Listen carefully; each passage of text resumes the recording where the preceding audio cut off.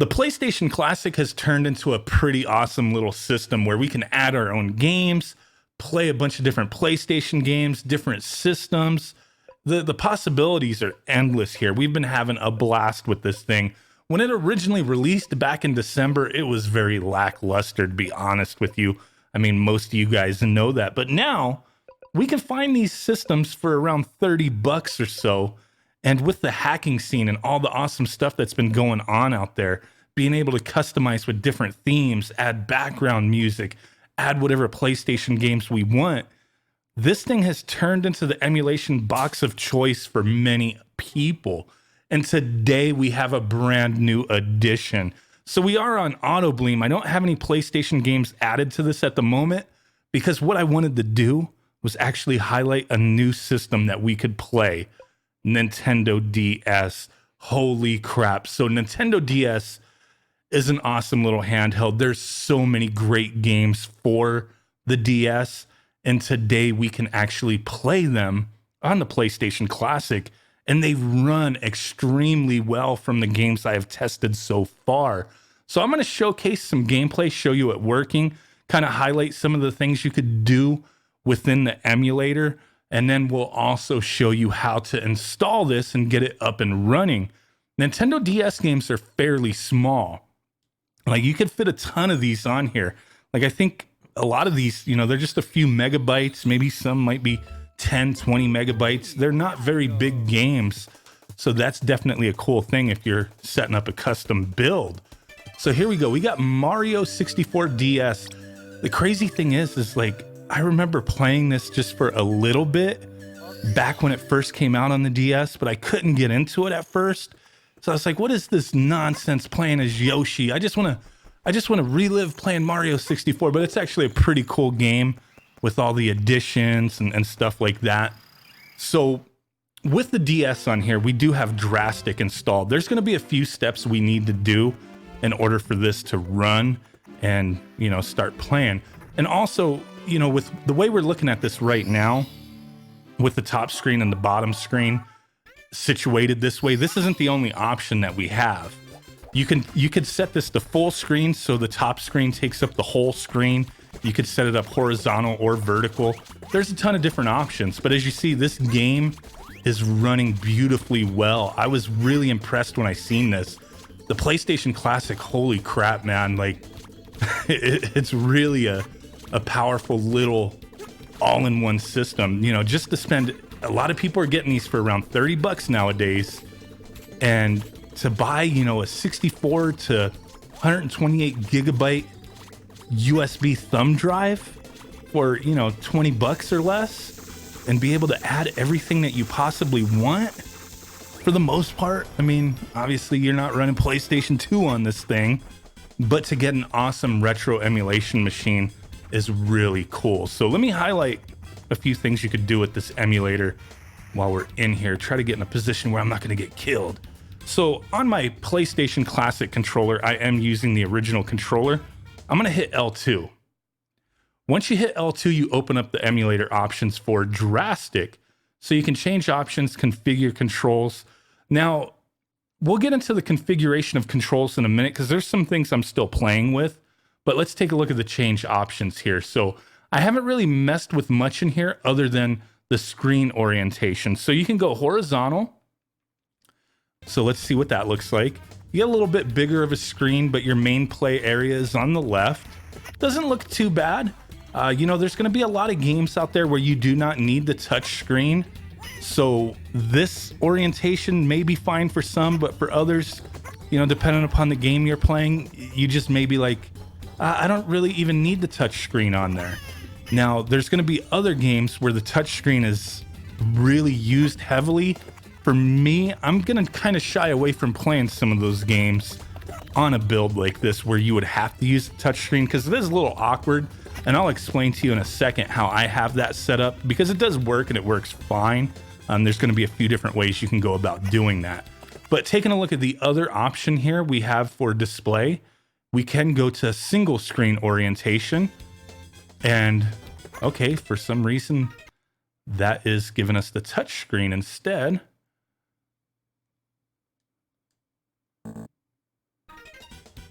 Okay, let's try it again. I haven't really messed a ton with this, but every other time when I put it to single, it would just work. There we go. So maybe because something was active on that touch screen, it decided to blow that up. But there we go. So you can play your games just like this. Like Mario 64, for the most part, you wouldn't really need the touch screen for a lot of things. You could just press a button to select. When you first start the game, you kind of want to see the touch screen so you could pick your save file, that kind of thing. There we go. Boom. Falling all over the place. But let's go ahead and exit out of this and check out another game, and then I'll talk about controls. So the controls are kind of going to be a little different, I guess you would say. Nothing crazy. Let's check out Mario Kart. I have not played this one yet. So the drastic launcher.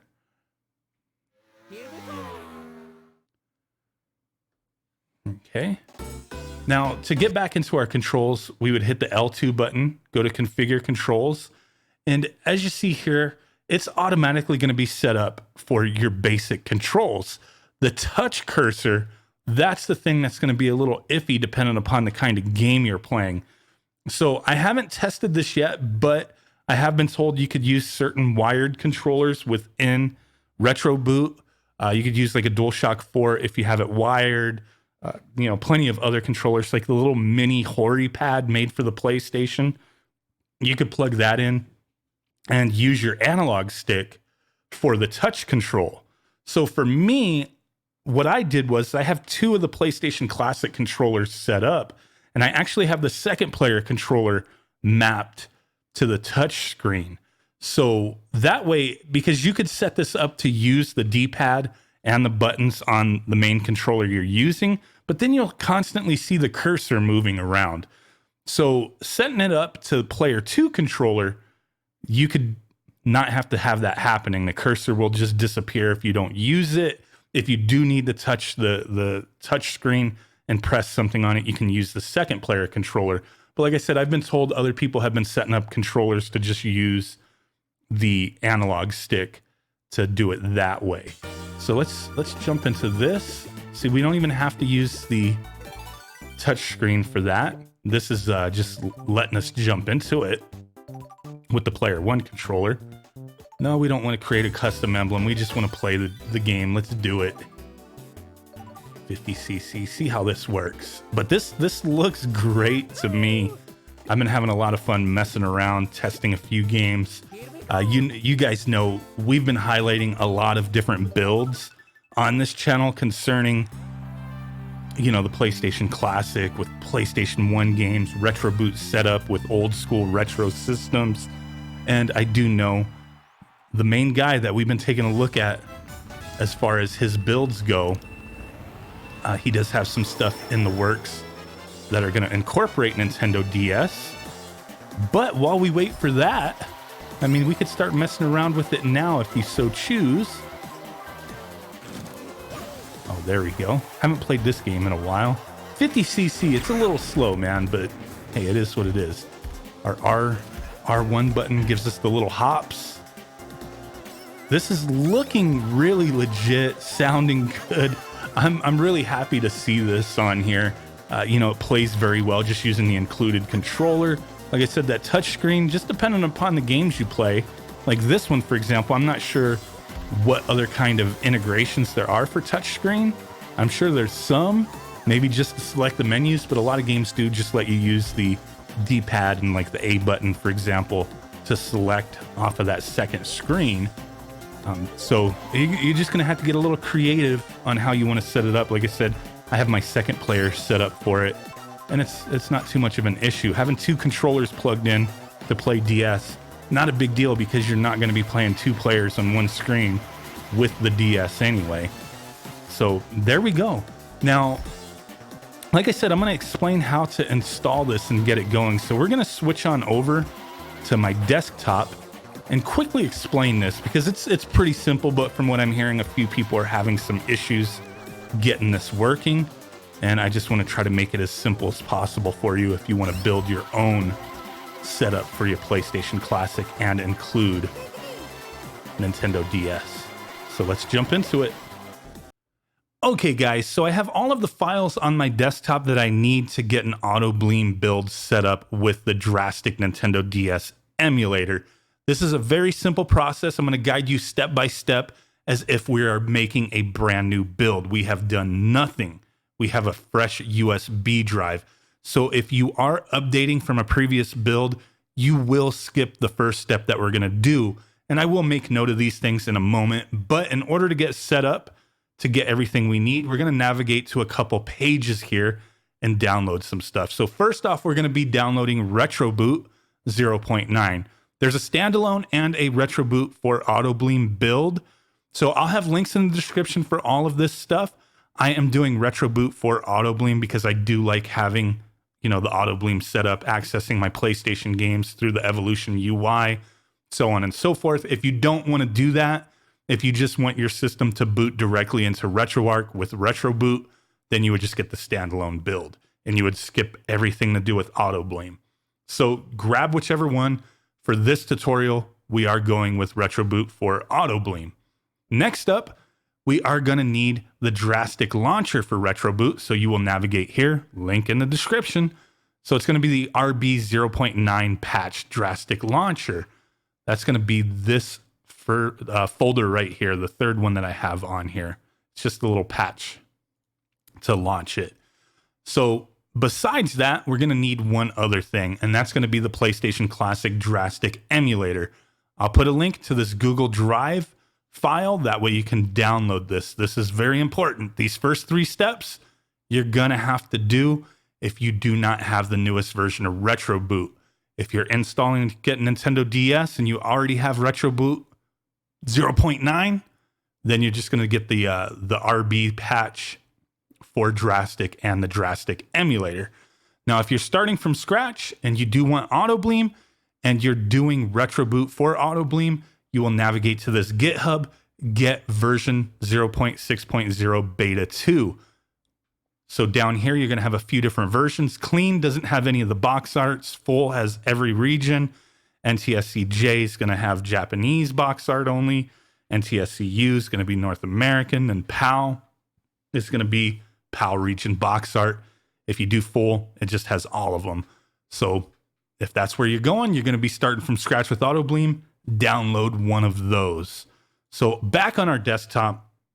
Now, if you followed my previous video I did on OTG support for AutoBleem, then you're not really going to have to worry too much with the file system of your USB drive. But if you're going through AutoBleem and you haven't done the OTG support, which OTG support is going to be using OTG cable through the back port of your PlayStation Classic, and you're going to power it through that and plug in your USB drive, freeing both player 1 and player 2 ports on the front of your system. That way you can use 2 controllers. Best way to go about it. Links will be in the description for that video and everything you need to do. So if you're going with AutoBleem, I always just start off with my USB drive being, formatted to FAT32, named Sony. So since I already have my USB drive done, we're just going to pretend that this folder I have here named Sony is our USB drive. So first up, if you're installing AutoBleem, very simple. Open up that AutoBleem build, either the clean, NTSU, full, whatever. Go to your USB drive named Sony, drag and drop all that stuff in there. That part is done. Now, obviously, you'd want to add games. That's a whole other thing. We're not really talking about PlayStation games in this one, but that's where you would add them into that games folder, put each game individually in their own folders. Within that, very simple stuff. The GitHub for AutoBleem explains that a little easier to do. But next step for getting Drastic on there is going to be our RetroBoot for AutoBleem build that we have going. So you're just going to drag and drop these 2 folders onto the root of your USB drive, and then you're done with RetroBoot for AutoBleem. Get that off. Now, like I said, if that's all you were doing, you would skip the AutoBleem step and you would just add this stuff first off to your USB drive. Now, the next thing we're going to do is open up this RB patch folder. This is after we've extracted all this stuff because they are zipped. When you extract them, you'll just have these folders. So RB patch, we're going to grab that one, throw it on the root of our USB drive as well, and then open it up. So now we are on our USB drive and we are in the RB patch folder. So from here, we are going to grab the PlayStation Classic Drastic emulator that we downloaded. Do not open it up and drag all this stuff in there. You're actually going to drag that folder named PSC Drastic. Just make sure all this stuff is in there. Drag that folder into the RB patch folder, and we are good. Now, everything's set up other than we do not have games on our drive. I cannot guide you to downloading games, so please stop asking, where do I get games? Google is your friend, my friends. Double friends, right? But once you do have your Nintendo DS ROMs, you would put them into the ROMs folder, which I have created a folder named NDS. You can name it whatever. And then from there, you would just drag and drop your ROMs. So I already have a setup already made here. You can just take your games, drag them over. Zipped is fine. They don't need to be unzipped. You're good to go. Games are pretty small, 10 megabytes, maybe less sometimes, up to 100 and something megabytes. Just depends on the game. You know, some of the role-playing games are going to be a little bit bigger, but that is where you would put your ROMs for Nintendo DS. Now, once you have all that set up, you just unplug your USB drive, pop it into your PlayStation Classic with the power removed. Once you have the USB drive either plugged into Player 2 port, or if you did the OTG tutorial, plug it into your OTG adapter and then plug in the power, let the light turn orange, and then power up the system. RetroBoot is going to update itself. It takes just a few seconds, so let that marinate. It'll reboot, and then you're good to go to jump into those DS games like we were doing earlier in the video. So there you guys go. Hopefully this video helped. It was a pretty easy process. Shouldn't have any problems, but if you do need some help, drop a comment down below or consider joining my Facebook group. There's a lot of good people out there willing to help. As long as you're being nice, courteous, and civil, you'll have no issues in my group getting help. So really do appreciate it. With that said, guys, I will catch y'all next time. Peace out. Bye-bye. And boom, gonna enjoy me some DS games on the big screen. Let's do it. Oh, crap. Bye-bye.